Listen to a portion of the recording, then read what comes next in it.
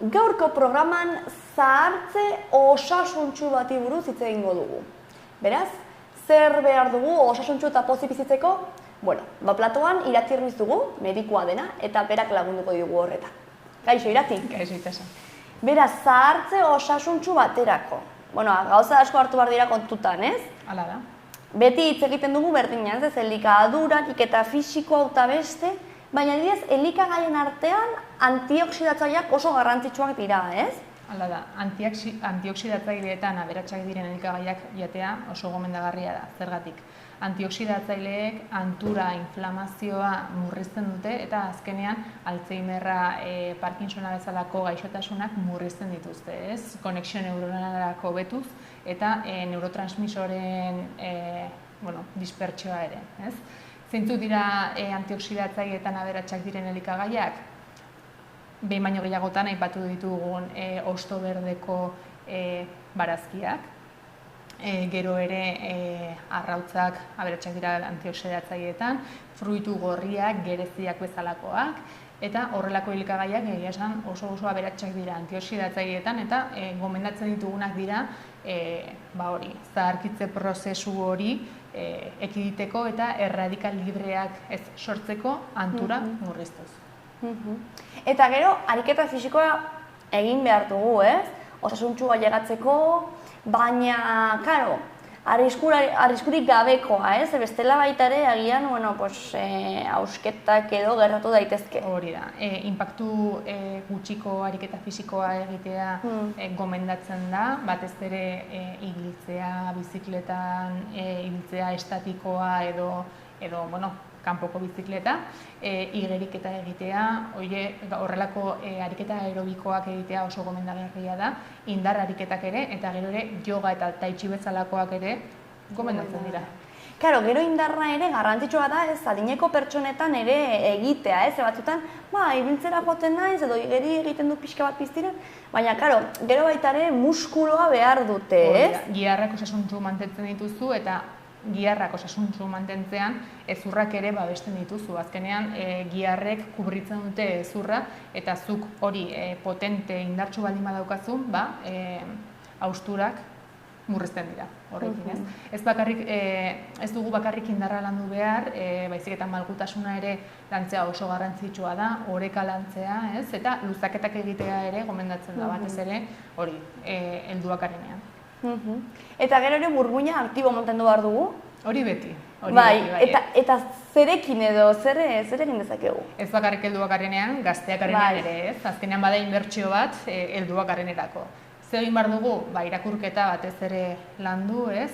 Puzleak egin, gero ere hizkuntza berriak ikasi, instrumentu berriak ere ikasi. Egia esan, gauza asko egin daitezke gure burmuina aktibo mantentzeko, eta oso garrantzitsua da ere harreman sozialak edukitzea, ez? Lagunak edukitzea, aktibitateak egitea, horrela gure burua behartzen dugu ahalik eta aktiboen mantentzera, eta azkenean burmuinan dauden konexio horiek hobetzen dira harreman sozialekin eta esan ditugun ariketa guztiekin. Irakurtzea, hori esan ditugunak, hizkuntza berriak ikastea, kostatzen da hizkuntza berri bat ikastea, baino inoiz ez da berandu. Karo, eta, orain esango ditut, pare bat pertsona jubilatuak eta hasi direla karrera bat egiten. Karrera bat ikasten, ez? Osea, azkenean ikaste hori gainera behin jubilatuta, gustoko baldin baduzu zerbait eta ez baldin baduzu zure, ez? Igual, heldua zarenean, azizara lanen batean ez duzu denborarik, igual da momentua, ez? Burmuina beti aktibo mantentzen. Claro, hori da. Loa ere oso garrantzitsua da, ez? Orduak eta gainera helduak garenean gutxiago egiten dugu lo, baino bai burmuina aktibo mantentzea oso garrantzitsua dela. Beti. Eta gero, ze faktore psikologiko daude zahartze prozesu horretan igual zailago egiten digutenak hori aktibo mantentzea, osasun mantentzea? Azkenean limitazio gehiago dauzkagu, ez? Azkenean gauza agian badukagu denbora gehiago gauza asko egiteko, baino fisikoki ez gaude hain potente, ez? Eta oso garrantzitsua da helburu errealista batzuk jartzea, ez? Adibidez ez dugu maratoi bat egingo, ez? Bai, edo ez dugu apenas gazki hitz egiten dugu hizkuntza bat eta ikasi nahi dugu mandarinoa hitz egiten, pues ez, izan behar dira helburu realistak, ez? Eta gero ere lortzen direnak refuerzo positiboa egitea, ez? Eta hori, ikustea ere dauzkagun helburuak gutxinaka betetzen direla eta horrek ere laguntzen du gure burua eta hobe mantentzen, ez? Claro. Ze baita ere dago, edadismo puntu bat ez gure gizartean, ez? Behin urte batzuetara llegatzerakoa, pixkat baita ere, sozialki badago hor, ez dakit. Bai, bidaiatzea ere oso aberatsa da bidaiatzea eta horrelako gauzak egitea ere gomendagarria da. Baina batez ere hori, helburu errealista jartzea eta, helburu horiek betetzen ez baldin badira, ez gara ere oso negatiboak izan behar eta azkenean positiboak izan behar gara, gure burua asko maitatu, ez? Eta esan ditugun ariketa guztiak egitea. Elikagaiak, dieta, batez ere ongi zaindu, sedentarismoa ekidin, oso garrantzitsua da hori ekiditea. Memoria landu, ez? Harreman soziala? Hori guztia. Listo, badaukagu ja apunteak atope. Nero joango naiz amonari esatera, nire amona guzti horiek lantzen ditu, hori fijo. Baina mila esker Irati, oso interesgarria beti bezala eta hurrengo batera arte. Hurrengo arte itxaso.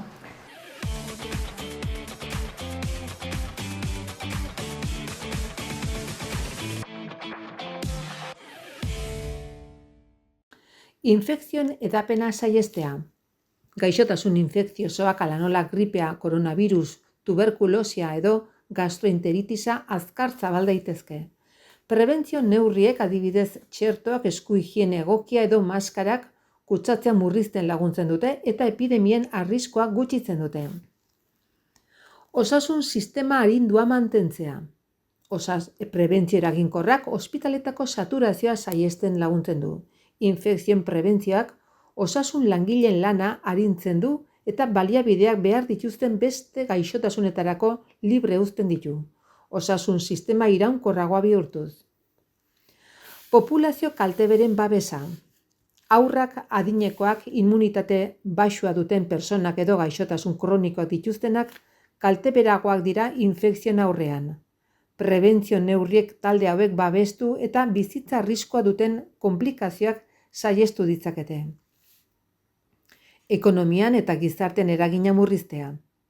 Infekzioen aurkako prebentzioak lan bajen eskoletako etenaldien eta ekoizpen galeren kopurua gutxitzen du. Horrek ekonomia egonkor mantentzen eta gizartearen funtzionamendu normala bermatzen laguntzen du.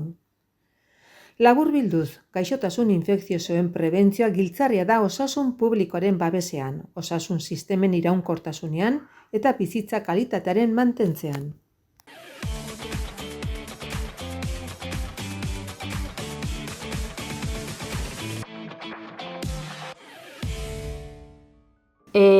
Oraingoan, zahartze goiztiarraren prebentzioa izango dugu hizpide. Dieta egoki batek nola lagundu dezaken prozesu hori moteltzen.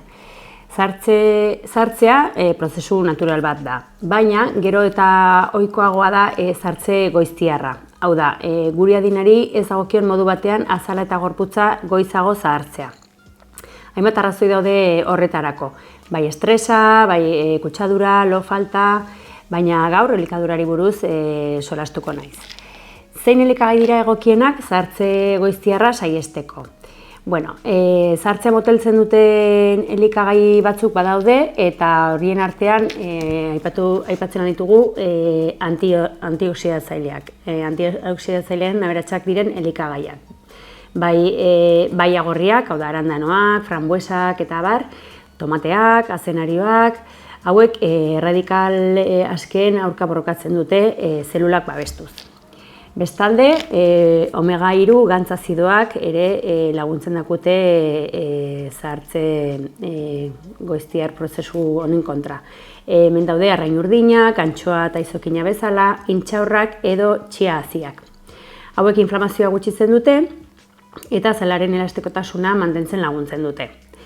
Vitamina C eta E duten elikagaiak ere onak dira kasu honetan, bai laranja, kiwia, brokolia, almendra eta abar. Hauek kolagenoa sortzen laguntzen dute eta hori funtsezkoa da azal gazte bat izateko.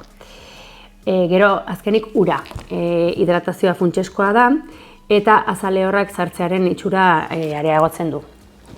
Nola eragiten du dieta txar batek sartzean? Dieta desorekatu batek azkartu egiten du sartze prozesua. Eta batez ere azalean nabaritzen da. Hemen aipatu azukreetako hipesaturatu gehiegik kolagenoaren degradazioa sortzen dutela eta horrek zimurdurak bizkortzen ditu. Zein nutriente falta lotu daiteke sartze goiztiarrarekin? Alde batetik C vitamina. C vitamina gabezia batek kolagenoaren ekoizpena oztopatzen du. Gero E vitamina, hau antioxidatzaile funtzionala da eta faltan baldin badugu azala kaltetu egiten da. Gero zinka eta selenioa ere bai, bi mineral hauek zelulen babesean eta berritzean parte hartzen dute. Eta gero omega-3 gantzen gabeziak inflamazio maila altuak eragin ditzazke. Eta honek sartze azkarra.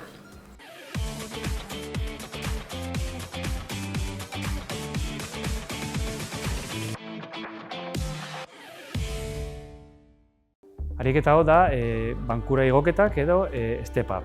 Orduan, egin behar duguna da, lantxaren antzekoa da, baina lurretik hasi baino lurrean egin baino behar dugu bankua igo. Orduan, jarriko gara nahiko gertu, hanka aurrean ipini, lantxan bezala jarriko dugu railak bezala ere, imaginarioak, rail imaginario batzuk bezala, hanka hemen ipini, saiatuko gara belauna aurreratzea, ze hemen baldin bagaude, ez dugu egingo indarra honekin, baizik eta atzeko hankarekin, eta nahi dugu aurreko hankak lan egitea. Eta horrela hemen egin gora, hanka horretan zentratu. Hemen egin dezakegu gero korredoreko postura jarri, edo besterik gabe honela egon. Gero jeitsi, ahalik eta kontrolatuena, bai? Berriz jeitsi, eta gora. Hor. Ahalik eta hau ere egin daiteke barra batekin, baina kontrol gehiago behar gero indakaun mankuerna batekin hemen, edo kettlebell batekin, edo alboetan eraman da, edo zein moduko karga jarri zaiokugu ariketari. Beharrezkoa da, mugikortasun nahikoa izatea, eta horren arabera jarriko dugu bankoa altuagoa edo txikiagoa. Gero eta altuagoa, orduan eta gluteo eta iskioaren exigentzia gehiago ekiko dugu. Eta gero eta txikiagoa, kuadrizepsaren exigentzia handiagoa.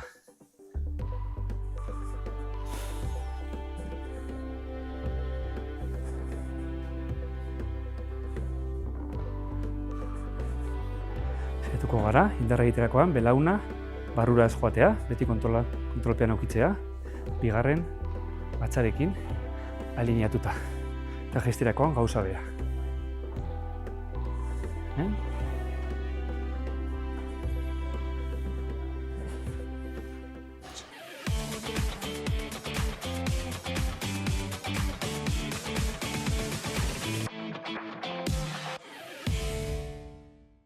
Postura edo gorputzaren kontzientzia lantzeko ariketa, txurroa behar dugu. Ez badugu txurroa, soilik esteriaren gainean jarri gaitezke. Baina txurroarekin hobe. Sakrotik kraniore arte jarriko dugu txurroa. Eta horrela, arnasketa txikiak egiten, lepoa luzatuta, minutu bat, 2 minutu egon gaitezke, musika erlaxatua jarrita. Begiak itxita eta gure gorputzaren mugimenduak nabarita.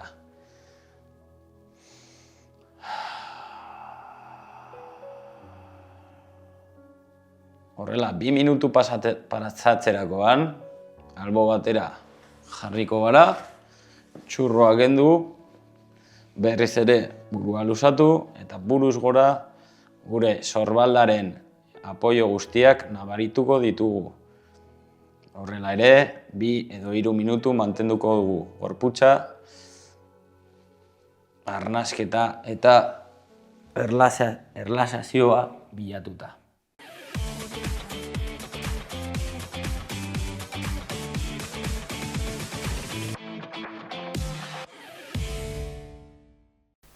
Gure buruarengan konfidantza edukitzea ondorio bat da. Zeren ondorioa? Egiten dugun gauza guzti horien ondorioa. Ni arriskatzen baldin banaiz eta seguru ez nagoen gauza bat egiten badut. Naiz ongi, naiz gaizki atera, horregia nire buruari esanen dio gaizarela zerbait egiteko. Eta horrek konfidantza gehiago emango dizu. Gainera, horren gainean hausnartu eta akatsak zuzentzeko aukera ematen badiot nire buruari, orduan konfiantza hori gehiago errefortzatuko da. Ikusten jartzen ditudan helburuak egokiak baldin badira, normalean lortuko ditut, eta orduan ere horrek konfidantza gehiago emango dit, errefortzu positibo bat dagoelako horrez. Autokonpasioa, lehen hitz egin duguna, gure burua ere, esatea, lasai, batzutan gauzak ez dira nahi bezala ateratzen, edo ez ditugu nahi bezala egiten, eta egin behar duguna da hortaz ikasi eta gure burua maitatu. Egoera zailei aurre egin, tendentzia handia dago askotan gauzak ebitatzeari, eta, baina aurre egiten baldin badiogu, gure buruak ikasiko du naiz ongi edo gaizki atera, ni gai izan naizela, ausarta izan naizela, horri aurre egiteko.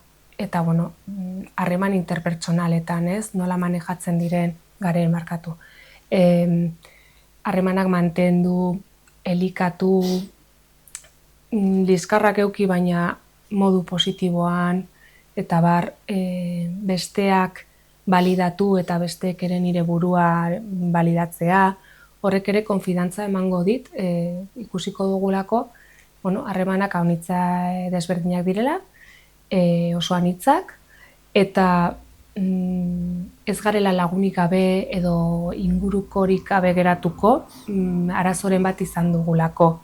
Saiatzen baldin bagara, egoera horietan beti ongi egoten. Eta, akatsetatik ikasten dugunean,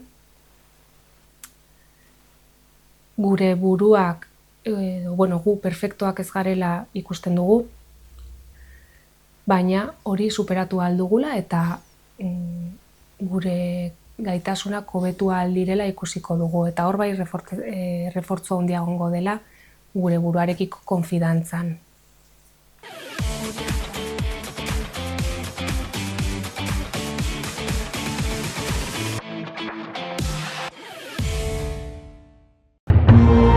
Gobierno de Navarra. Nafarroako gobernua.